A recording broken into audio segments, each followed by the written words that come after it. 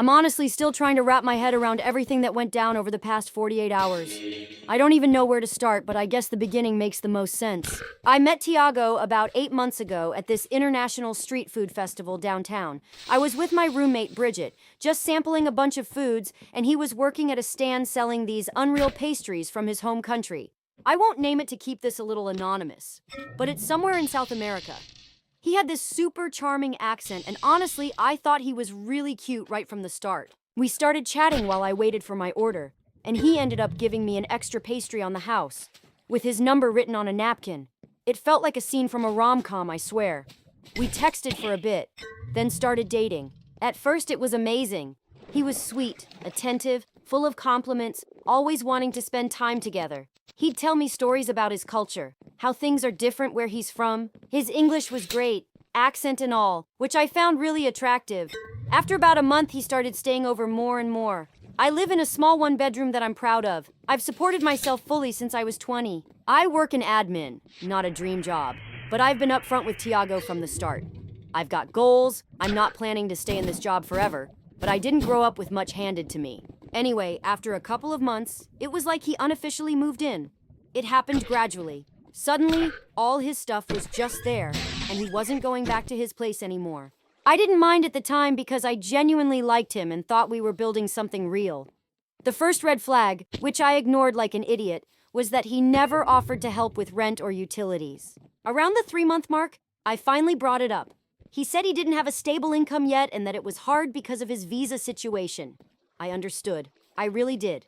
Immigration stuff is tough, and I wanted to be supportive. But then he started making comments. Small ones at first. About how I swear too much. How women from his country don't talk that way. How my clothes were very American. How loud I laugh. I brushed it off as cultural differences. But those comments became more frequent. And more cutting. He'd say stuff like, "You wouldn't last a day back home. Women there know when to stay quiet." Or he'd grimace when I talked at dinner with his friends. And meanwhile, financially, nothing changed. He picked up the occasional food delivery gig, but mostly, he just sat at my desk all day playing games on my laptop while I was out working 9-hour shifts. I'd come home exhausted, and he'd ask what I was making for dinner, and somehow I'd cook. Looking back, I can't believe I let it get that lopsided. About a week ago, I finally brought it up. I said something like, "It's getting hard carrying all the expenses alone." And wow, his reaction was insane. He got so defensive, like, "You don't trust me? I thought we were building a future, and now you're nitpicking like a shopkeeper?" And somehow I ended up feeling like I was the one being unreasonable. He ignored me for 2 days. And yes, I apologized. This past weekend, he told me his parents were visiting and he wanted to invite them over for dinner. I was actually excited to meet them. But then came the list.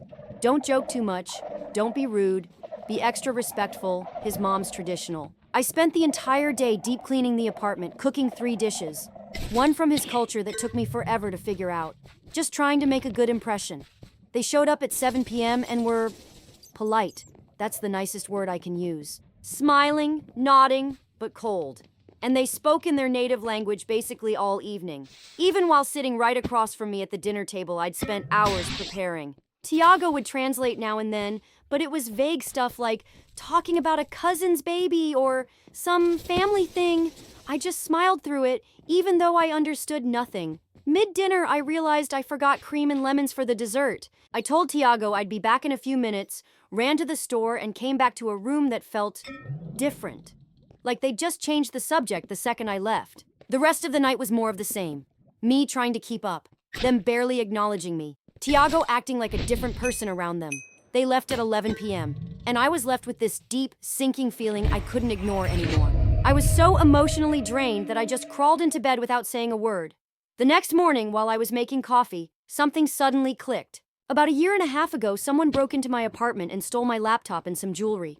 After that, I installed 2 small security cameras, one in the living room aimed at the front door and one in the kitchen. They're not hidden or anything. Just basic little cameras from Amazon that sit on the shelves.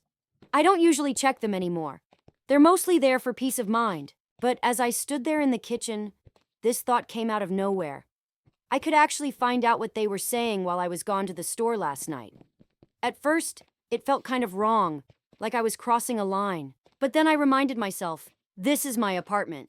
The cameras are out in the open, and they were sitting in my home, talking about God knows what while I wasn't even there. So I grabbed my phone, opened the security app, and found the footage from around 8:30 p.m., right when I had stepped out. At first, it was just more of them chatting in their native language, eating the food I had spent all day cooking. But 2 minutes in, something about their tone changed. I couldn't understand the language, but you could feel the shift. Tiago's mom started gesturing toward the kitchen, clearly talking about me. His dad was nodding, even laughing now and then. And Tiago? He was smiling and nodding like he was totally in on it. I didn't know what to do at first, since I couldn't understand what they were saying. But then I remembered this transcription and translation service I've used for work before. I downloaded the clip, uploaded it, and waited. About an hour later, the transcript came in, and honestly, I wish I had never read it. Tiago's mother said, "She's not much to look at, but at least she keeps the place clean." Then she laughed and added, "Well, she knows her place." His father responded with, "She's like a free maid." Smart move, son. And Tiago, the guy I've been feeding, cleaning up after, supporting for months, laughed and said, "She's useful. The apartment's always tidy, the food's always ready. American girls are so easy to manipulate. Just guilt them out of asking for anything, and they'll give you everything." There was more, so much worse. I can't even bring myself to type it. They mocked how I looked, my job, my home, even the food I made for them, all while eating at my table in my apartment. The most painful part wasn't even what they said. It was that Tiago never once tried to stop it. Not a word in my defense. "No, don't talk about her like that. No, I care about her." Just silence and agreement. He even laughed along. I stared at that screen for what felt like forever. Every little insult he's made over the months started playing back in my head. All those times he made me feel like I wasn't good enough, like I didn't measure up to the women from his country. It suddenly made perfect sense. He never saw me as an equal, just someone convenient, a means to an end. And as I type this, he's still asleep in my bed. He has no idea I know. I'm sitting in the same kitchen they sat in while tearing me apart, trying to figure out what the hell to do next. I know I need to end this. I know he has to leave. But part of me wants to look him in the eye, play that recording, and watch the realization hit him. Anyway, that's where I am. Just a woman who thought she was in a relationship, only to find out she was someone's unpaid maid for 8 months. I feel so unbelievably stupid. Update. He just woke up and asked what I'm doing. I told him I was checking emails. He kissed the top of my head and went to take a shower. I think I'm going to start packing his things while he's in there. I don't want him spending another night in my home. First update. Thank you to everyone who responded to my last post. I read every comment yesterday morning while hiding in my bathroom, and I can't explain how much it helped. So, a lot has happened in the past 36 hours. I'm currently writing this from Bridget's couch at 2 a.m. because I can't sleep and I need to get this out. When I left off, Tiago was in the shower, and I had just finished watching the footage. I was in that kind of anger where you're so mad it's almost quiet inside. Numb. The second I heard the shower shut off, I stood up, walked to the bedroom, grabbed 2 big black trash bags from under the sink, and started packing his stuff. No folding, no organizing, just shoving clothes, shoes, his stupid gaming headset, everything into the bags. And honestly, there wasn't even much to pack. He came into my life with basically nothing. Then I found the little box where I had saved our photos. I had a bunch of old photos of us. One from the food truck festival where we first met, another from a beach trip last summer. All those little memories that used to mean something. I ripped every one of them in half and tossed the pieces in with his clothes. I was in the middle of clearing out his drawer when he walked in, still dripping from the shower, wearing just a towel. He froze the second he saw the mess. The bags, the clothes everywhere, and the expression on my face. At first he looked confused, asking what I was doing, if something had happened. There was this nervous edge in his voice I had never heard before. When I didn't respond, he tried to reach for my arm, but I jerked away so quickly that I knocked over the lamp on my nightstand. It didn't break, but the lampshade got bent. That's when I finally told him. I said I knew everything, what he and his parents said about me while I was out. I told him I had the security footage, that I had it translated, and I knew exactly what he called me, his free housekeeper. The look on his face was almost cinematic. Shock for a split second, then straight into denial. He claimed I must have misunderstood the translation, that I was taking it out of context, that they were joking. When he realized none of that was working, he flipped. Started yelling that I'd violated his privacy by spying on him in my own apartment, with cameras that were clearly visible and had been there since long before I met him. I stayed calm, just kept packing his things, which seemed to drive him even more over the edge. Then he grabbed my wrist, hard, and yanked me back from the bags, calling me crazy, saying I was blowing everything out of proportion and that women from his country would never behave like this. That was it. I snapped. I pulled my arm away so hard his nails scratched me. Then I shoved him back and told him he had 20 minutes to get dressed, take his stuff, and get out, or I was calling the police. He started throwing insults, calling me insane, saying I'd be nothing without him. And then, get this, he had the nerve to say I was throwing away the best thing that ever happened to me. I actually laughed. The best thing? From a guy who trashed me to his family, mooched off me, and treated me like a maid? I told him everything he enjoyed here was mine. My apartment, my food, my streaming accounts. All of it. I called him a parasite, not a partner. That struck a nerve. His face turned red, and for a second, I genuinely thought he might hit me. But instead, he grabbed the bags, stormed into the bathroom to change, and came out a few minutes later, still fuming. As he walked out, he kept trying to get the last word, saying I'd come crawling back, begging him to return, and that no one else would put up with me.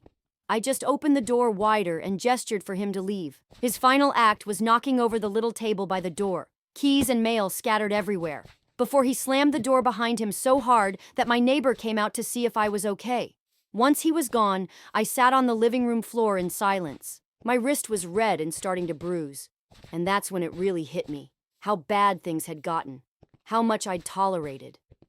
I started crying, not because I missed him, but from a mix of fury and relief. Then I got up and went into action mode. I texted my friend Bridget and gave her the short version. She immediately offered to come over, but I told her I needed a little time first. I walked around the apartment gathering anything else he might have left behind. A charger, a couple of books, his jacket, and packed it all into one last bag by the door. Then I called a locksmith. It cost me $275 for a Sunday emergency visit, but by 6 p.m., I had brand new locks. Worth every cent. At around 8 p.m., the text started. First it was, "You're making a huge mistake." I ignored it. Then, "I left my charger. I need to come get it." Followed by, "Are you really ghosting me after everything I did for you?" I almost threw my phone. Everything he did for me? By 10 p.m., the tone had changed again. "I'm sorry if you misunderstood. It's cultural. You wouldn't get it." Then, "Can we please talk? You're blowing this out of proportion." Bridget came by later that night with wine and takeout. I showed her the video and the transcript, and she was livid. I had to talk her down from driving over to his place herself. She stayed until midnight helping me delete photos of him from my phone and remove tags from our Instagram posts. This morning, Monday, I woke up to 17 missed calls and over 30 texts from him. They ranged from angry, "You'll regret this," to pitiful, "Please, let's talk," to manipulative, "I have nowhere else to go, you know my situation." I blocked his number, then blocked him on Instagram, WhatsApp, Facebook, even LinkedIn just in case. I called in sick. My wrist hurt, and I couldn't bear the thought of small talk at the office. My boss was kind about it, thankfully. "Sure, here's a rephrased version with the exact same meaning, just rewritten in a more fluid and original style while keeping every core point intact." I was told to take the day off and rest, so I stayed home. Around noon, there was a knock at my door. I checked through the peephole and, surprise, it was Tiago. I didn't answer. He kept knocking, then started saying my name through the door. I stayed completely silent, just sitting on the couch, watching him through the peephole like I was in some weird role-reversed stalker scene. After about 10 minutes, he finally gave up and left. I texted Bridget again, and she was adamant I come stay with her for a few days, just to be safe. So that's where I am now. And honestly, I keep replaying all the red flags I brushed aside for months.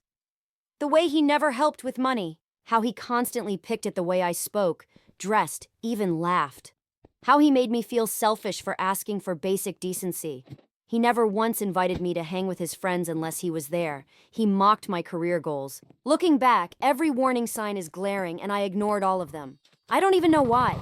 Maybe I was just too caught up in the idea of this charming, exotic boyfriend to see what was actually happening. Oh, and another thing, his cousin, the one he's actually close to, messaged me on Instagram this afternoon. Turns out Tiago told his whole family that I kicked him out because I was mentally unstable and jealous of his culture. His cousin didn't believe it and wanted to hear my side. I sent her a translated transcript of what they'd said about me. She was genuinely horrified and apologized for how her family behaved. At least there's one decent person in that whole circle. So yeah, that's where I'm at. Crashing on a friend's couch, blocking my boyfriend of 8 months on every platform, and trying to figure out what to do next. I've never had a breakup blow up like this. Part of me is scared he'll keep showing up or come to my workplace. He knows where I work. And another part is just heartbroken. Not because I miss him, but because I feel ridiculous for not seeing the truth earlier. Bridget thinks I should report him for grabbing my wrist, just so there's something on file in case this escalates. I'm not sure if it's necessary, but maybe she's right to be cautious. Actually, if anyone's been through something like this, how long did it take for your ex to stop trying to contact you? Should I be worried about him showing up at work? Am I overreacting here? Anyway, that's the current update. Sorry it's messy and long. My mind's still scattered trying to process everything. Second update. First off, thank you to everyone who commented on my last post. You were right, especially about documenting things and being careful with Tiago. After spending 3 nights on Bridget's couch, I finally started to feel a bit more grounded. The bruises on my wrist had faded to a gross yellow color, but they didn't hurt anymore. I hadn't heard from Tiago since blocking him, and for the first time I felt like maybe the worst had passed. I even returned to work on Wednesday, and my coworkers were great about me needing a couple of days. Then yesterday morning, Saturday, I woke up early and decided it was time to go back to my own apartment. Bridget offered to come with me, but I told her I'd be okay. I grabbed a coffee on the way and checked my surroundings the entire time like I was in some spy thriller. When I got home, everything was just how I'd left it. I spent the morning deep cleaning, changing the sheets, scrubbing the bathroom, even rearranging the furniture, just trying to reclaim the space and get rid of all the Tiago residue. I even burned some sage my sister gave me for Christmas. Yeah, I know, cliché, but it helped. Around noon, I thought I should check in with my parents. We usually talk on weekends, and I hadn't told them about the breakup yet. They live about 40 minutes outside the city, in the house I grew up in. I was going to call, but decided it might be better to visit in person. I texted my mom to ask if I could come for dinner, and she replied with just, "Yes, we need to talk." No emojis, no exclamation marks. Very unlike her. I tried calling, but she didn't pick up, which only made me more anxious. When I got to their house around 4 p.m., I could tell something was off immediately. My mom was sitting stiff at the kitchen table. No hug, no smile. My dad stood at the counter with his back to me, making coffee. The tension in the room was heavy. I asked what was going on, and my mom just looked at me with this unreadable expression and asked if I'd been doing okay mentally. I was completely thrown until she said Tiago had come to see them the day before. He went to my parents' house. Apparently, he just showed up on Friday morning, uninvited, looking all polished and polite. He told them he was worried about me, claimed I'd been acting paranoid and irrational, said I was secretly recording him, that I kicked him out in a rage, that I'd physically attacked him. He even showed them a scratch on his face, one I didn't give him, and implied it happened during our fight. He told them I was unstable and dangerous, painted this whole twisted picture like I was the problem. He got aggressive when he said he was just trying to help me. My mom was watching me closely as she told me all of this, clearly trying to gauge how I'd respond. I could tell she didn't fully believe Tiago, but she wasn't ready to completely rule it out either. I sat down at the table, feeling like the ground had dropped out from under me. I tried to stay composed while I explained what really happened. The dinner with his parents, the security camera that had been there even before we started dating, what I overheard them saying about me, and how he grabbed my wrist when I confronted him. My mom still looked unsure. Not because she thought I was lying, but because the whole thing sounded so surreal. She kept asking if I was absolutely sure I hadn't misinterpreted something in the translation, or if maybe it was some kind of cultural misunderstanding. That's when I pulled out my phone. I still had the video and screenshots of the translated subtitles saved. I handed the phone to her and watched her expression shift as she read through everything. By the time she finished, she looked furious. Not at me, but at him. My dad, who had been quietly listening from across the kitchen, came over to look too. He's usually calm, but I could see his face getting redder with every line he read. When he saw the part where Tiago's dad called me a free housekeeper and Tiago laughed, my dad actually swore, something he rarely does. The mood in the kitchen flipped. My mom stood up, hugged me, and apologized for even briefly doubting me. She said, "I should have known better than to believe a manipulative little weasel." Her exact words, which weirdly made me laugh. My dad was quiet in a way that was honestly scarier than if he'd yelled. He asked what time Tiago usually finished work and where he delivered food. I answered without thinking too much of it. We tried to shift to a normal dinner after that, but he kept checking the time and looked distracted the whole evening. Then around 7 p.m., he suddenly stood up, grabbed his keys, and said he had to step out. My mom asked where he was going, and he just told her he'd be back soon. We looked at each other, realizing exactly what he was about to do. I immediately called him, but he didn't answer. I started panicking, imagining him confronting Tiago and something going terribly wrong. My mom was worried too, but kept saying that he wasn't reckless. He wouldn't do anything stupid. We sat there for 2 hours, both of us taking turns calling him with no answer. Finally, at 9:30, we heard his car in the driveway. He walked in like he'd just run out to grab milk, totally calm. We both immediately demanded to know where he'd been. He sat down and said he went to find Tiago at the spot I'd mentioned. He waited for Tiago to finish his shift, then approached him. According to my dad, he stayed calm, though I'm not totally convinced. He told Tiago he'd seen the video, read the translation, and knew about him grabbing my wrist.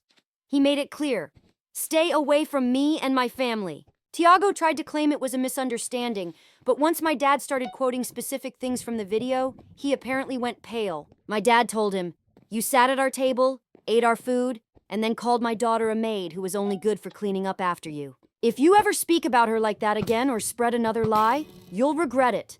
Tiago didn't say a word after that. He just stood there stunned while my dad walked away.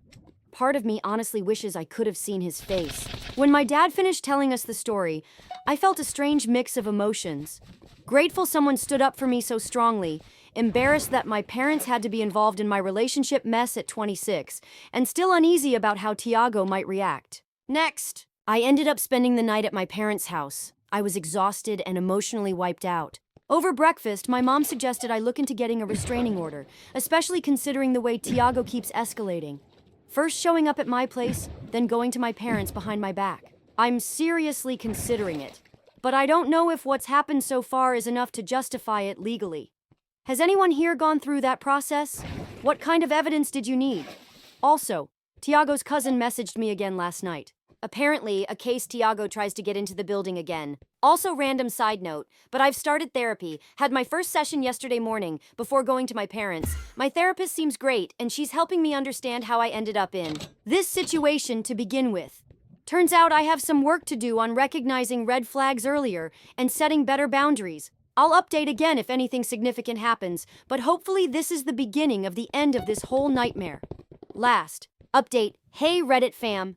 It's been almost 2 weeks since my last update, and I wasn't planning to post again because I hoped the whole Tiago saga was finally over. Turns out I was wrong, and yesterday things reached a whole new level of crazy that I still can't fully process. So after my dad confronted Tiago, things were actually pretty quiet for about 10 days. I moved back to my apartment, started getting into a routine again, and was feeling more like myself. I even went on a little shopping spree and bought some new throw pillows and plants to reclaim my space. Small things, but they helped erase the feeling of him being there. My therapist suggested I keep a journal of my feelings about everything that happened, which sounded super cheesy at first, but it's actually been helping. Writing things down makes them feel less overwhelming. Somehow, I've had 2 more sessions with her and we've been unpacking why I let so many red flags slide for so long. Turns out I have some stuff to work through about my self-worth. Who knew El Mao anyway? Work has been a welcome distraction. My coworkers don't know all the details, but they know I went through a bad breakup, and everyone's been really supportive. Yesterday started like any regular Tuesday. I woke up, did my skincare routine while listening to a podcast, grabbed coffee from the place down the street, and headed to the office. The morning was busy with back-to-back meetings, and I barely had time to check my phone until lunch. When I finally did check it around 1 p.m., I had 3 missed calls from an unknown number and a voicemail. I stepped into the break room to listen to it, and as soon as I heard the voice, my stomach dropped. It was Tiago sounding not right. His words were slightly slurred, and he kept switching between English and his native language. From what I could understand, he was saying he needed to talk to me, that everything was falling apart, and that I owed him a conversation. I immediately deleted the voicemail and blocked the number, then texted Bridget to let her know he'd found a way to contact me again. She suggested I tell my office security just as a precaution, which seemed like overkill at the time, but I decided to stop by the front desk anyway. Our building has 2 security guards, this older guy named Ron, who's been there forever, and a younger woman named Alexis, who started a few months ago. I caught them between shifts and briefly explained that my ex might try to contact me at work and that I didn't want to see him. They were super understanding and said they'd keep an eye out, which made me feel a bit better. I went back to my desk and tried to focus on work, but I kept checking the time and glancing toward the elevator. By 4:00 p.m. I had convinced myself I was being paranoid. I mean, he'd left a weird voicemail, but that didn't mean he was actually going to show up right around 4:30 p.m. I was in a small meeting with my team in one of the glass-walled conference rooms near the front of the office. We were discussing some upcoming project when I saw movement by the reception area. I glanced up and there he was, Tiago talking animatedly to Alexis at the front desk. I quickly told my team I needed to step out and texted Ron, who I knew was in the break room, to come to reception ASAP. I ducked behind a column trying to decide what to do. While I was still deciding, I heard his voice get louder. He was trying to move past Alexis, saying he just needed to talk to me for 5 minutes, that I was being childish by ignoring him. That's when Ron appeared, and thank God he did. Ron's this tall, broad-shouldered guy who used to be in the military, and he immediately positioned himself in front of Tiago, who took a step back. I couldn't hear everything they were saying, but I saw Ron pointing toward the door, his stance making it clear this wasn't a negotiation. For a second, I thought Tiago might actually leave. He took a few steps back, still arguing, but less forcefully. Then, because the universe apparently decided I hadn't been through enough drama yet, Marcus chose that exact moment to walk by me and ask if everything was okay. Tiago's head snapped in our direction, and when he saw me standing there with another guy, his whole demeanor changed.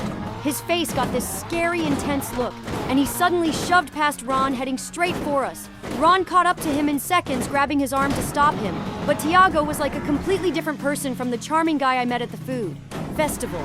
He was yelling now loud enough for the entire office to hear about how I'd ruined his life, how I'd turned everyone against him, how I was already moving on with this guy, meaning Marcus, who looked completely bewildered.